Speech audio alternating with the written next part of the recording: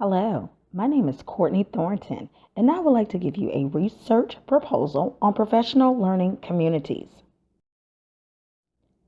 I would like to start with the history of educational reform. The history of American education has undergone numerous attempts to improve teacher pedagogy and student learning. Some of these reforms include standard-based reform, No Child Left Behind Act, and professional learning communities. Robert Dufour stated that the failure of the reforms do not pertain to the lack of knowledge of processes and procedures, but for the lack of collaboration, teacher comprehension of data, the development of realistic goals, and strategies that will lead to higher student achievement. This is a very small and brief timeline indicating some of the state provisions put in place since 1973 to promote professional learning. Currently, the Georgia Department of Education requires each school district to have a 3-year comprehensive system improvement plan, or CSIP, that includes a professional learning component that organizes and directs all professional learning activities for their school system. As of December 8, 2003, it is a state requirement that all school systems have professional learning plans included, but not limited to the following. Procedures that assure that all certified staff and paraprofessionals have the opportunity to participate, and assurance that all individuals and collective professional learning activities are aligned with the school CSIP. Administrative procedures that provide reports on all professional learning activities for all personnel. Professional learning programs that address the assessed needs of all students and school and system personnel as identified through analysis of student data. Procedures for conducting formative and summative program evaluations. Now I would like to discuss with you professional learning for teachers. The professional learning community, or PLC, is a new focus that will increase collaboration between educators with an overall focus on improving student learning. I would like to give a brief definition of what a professional learning community is. A professional learning community is an organization of educators that meet regularly to share their expertise, experiences, and recommendations on how to improve teacher pedagogy and the academic performance of students. These individuals collaborate to create strategies that will ensure student success in schools. Dufour indicated that there are 3 main functions of a PLC, and these include the assurance that students learn, the continuous learning, collaboration, and communication among the PLC members, and accountability based on focus-driven results. This new reform has intentions on redesigning the educational format so that lessons are student-centered, multimedia convergent learning may occur, exploration, navigation, construction, and discovery of rigorous classroom activities may become part of everyday learning. This redesign of classroom learning could be the key element to motivating teachers to become the facilitator instead of the transmitter. In 1989, a study was conducted, and it was found that learning-enriched schools were characterized by collective commitments to student learning in collaborative settings. PLC members understand that the organization is not one within itself, but it is a systematic approach that is strengthened by the classroom teachers that work together to analyze and improve their classroom practices. So, here is the problem. Many educational reforms have occurred over several decades in response to the federal, state, or local educational requirements. Due to the declining state mandated assessment scores, state legislators, presidents, members of Congress, educational organizations, and business community leaders have urged improvement through legislation and the implementation of academic standards. The Georgia CRCT was a state-mandated assessment that tested students in all core subjects in grades 3 through 8 until the spring of 2014. The Georgia Milestone Assessment has since replaced the Georgia CRCT. When the scores were analyzed, results from the past years indicated an improvement across all core subject areas. However, according to the National Assessment of Educational Progress for Mathematics and Reading, students in 4th and 8th grades received an F on the CRCT proficiency performance due to low expectations that were set forth by the state of Georgia. In addition to that, less than 49% of the Georgia elementary and middle schools were proficient in each subject area when using higher expectations comparable to those set by the NAEP. According to the National Center for Education Statistics, only 60% of 4th graders met or exceeded standards compared to 67% for 3rd grade and 92% for 5th grade.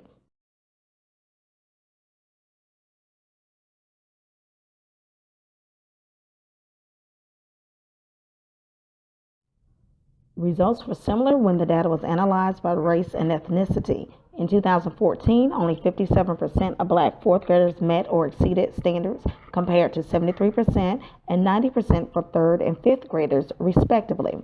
Additional results indicated that 86% of white 4th graders met or exceeded standards, compared to 88% and 92% for 3rd and 5th graders, respectively. When the data was analyzed according to economic status, only 59% of economically disadvantaged 4th graders met or exceeded standards, compared to 72% and 84% for 3rd and 5th graders, respectively. For students who were not economically disadvantaged, only 82% of 4th graders met or exceeded standards, compared to 91% and 95% for 3rd and 5th graders, respectively. Educators must provide ways to educate a more diverse population and ensure that higher order thinking skills are embedded into more students.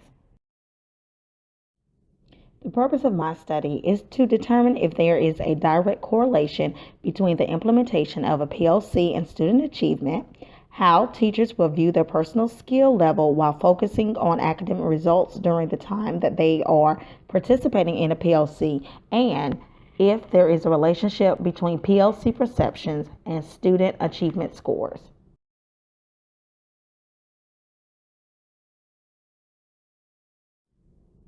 That leads me to my research questions, which are: do educator perceptions of their personal skill level in working collaboratively and focusing on results while participating in a professional learning community have an effect on student achievement? How do educators perceive their personal skill level in ensuring that all students learn at high levels? Will student achievement scores increase while working within professional learning communities? Is there a relationship between educator perceptions of professional learning communities and student achievement? A survey will be used to collect teacher perceptions of their participation in a professional learning community, and student CRCT scores and Georgia milestone scores will be thoroughly reviewed to assist in answering these questions. The assumption of my study are: each participant is an active member of an ongoing professional learning community. Participants will truthfully answer the survey questions about their PLC perceptions, and participants are familiar enough with the PLC process to answer the survey questions.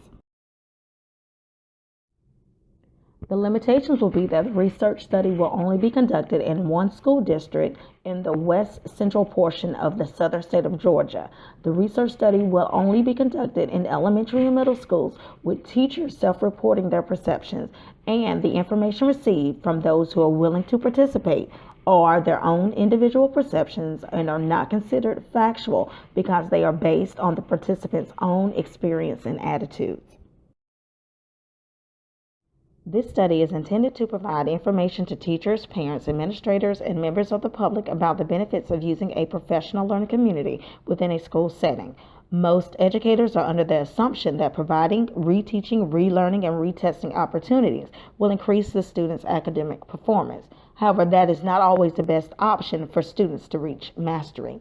Therefore, it is important that all stakeholders know and understand the effects that the teacher perceptions may have on the PLC process and how it may or may not benefit the students. Here are the research terms that are important for this research study. I will now briefly discuss my methodology.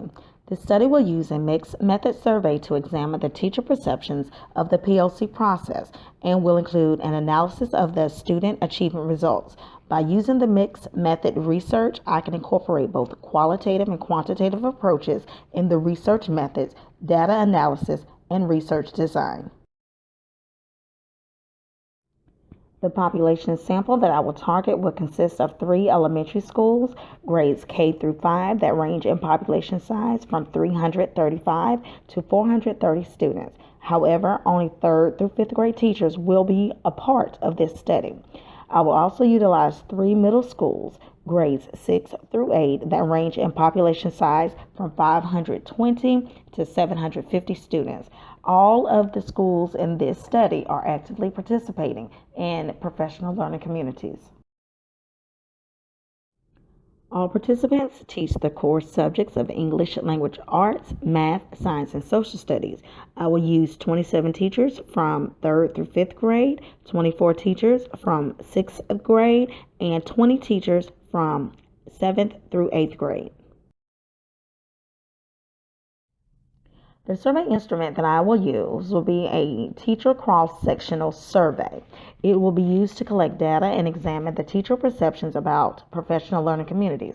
The survey will be delivered to the participating teachers electronically through their school-based electronic mail account. The survey will be collected via the internet because that is a more efficient way to receive and organize the information. A pre-survey that contains open-ended questions will be sent to 3 teachers that were not previously selected to participate in this study. This is so that I may receive feedback about any changes that need to be made prior to releasing the true survey to the participating teachers. When and if any pre-survey responses are received, I will analyze the responses and make any necessary changes. The pre-survey will aid me in checking the validity and reliability of the survey by ensuring that I am able to withdraw meaningful and useful inferences from the responses and determine if the consistency of the questions and responses relate to the study. The survey procedure will consist of a pre-notice email being sent out to the participants requesting their participation in the survey. The formal request to participate in the survey along with a link to the electronic survey will be sent when the participants have agreed to participate in the survey. When the survey is received, participants will click on the survey link and answer their survey questions.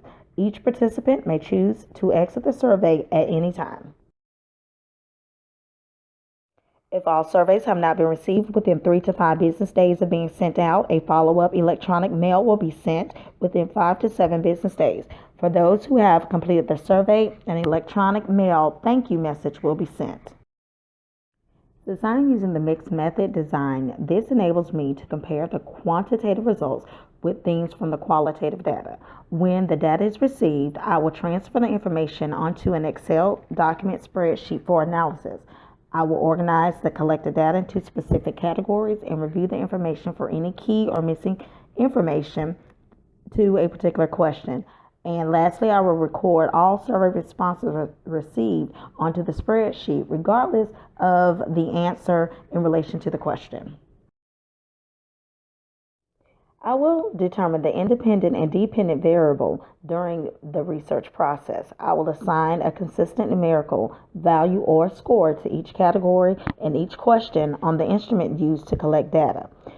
For the scoring of the open-ended survey responses, I will develop a method on how to code these responses. And for the multiple choice survey responses, I will use a single item score. The scores will provide a detailed analysis of each participant's voluntary responses to the questions they choose to answer. In conclusion, this is how I plan to conduct my research study on the PLC process.